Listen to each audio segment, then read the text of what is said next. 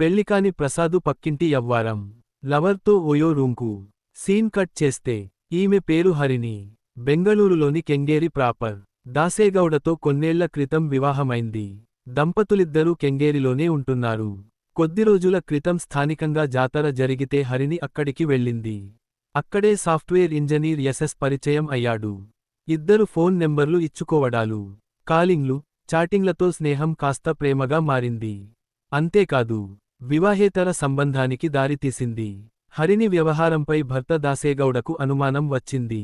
గంటల కొద్ది ఫోన్కి అతుక్కుపోవడంతో ఏంటా అని ఆరా తీశాడు. సంబంధం బయటపడటంతో ఫోన్ తీసుకున్నాడు. దీంతో హరిణి, యశస్ మధ్య కమ్యూనికేషన్ లేకుండా పోయింది.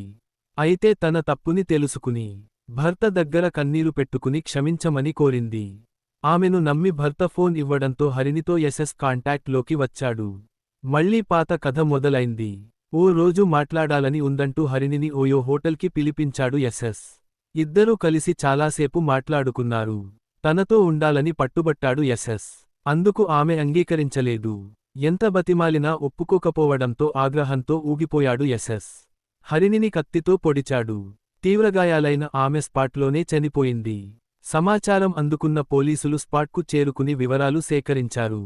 విచారణలో భాగంగా యశస్ను అరెస్ట్ చేశారు. అందమైన జీవితాన్ని చేజేతులా ఆగాంధంలోకి నెట్టివేసుకుంది హరిణి. క్షమించిన భర్తతో హ్యాపీగా ఉండకుండా యశస్తో మాట్లాడి క్షమించరాని తప్పు చేసింది. పరాయి మోజులో పడి దారుణ హత్యకు గురైంది. రెండు కుటుంబాలను విషాదంలోకి నెట్టివేసింది.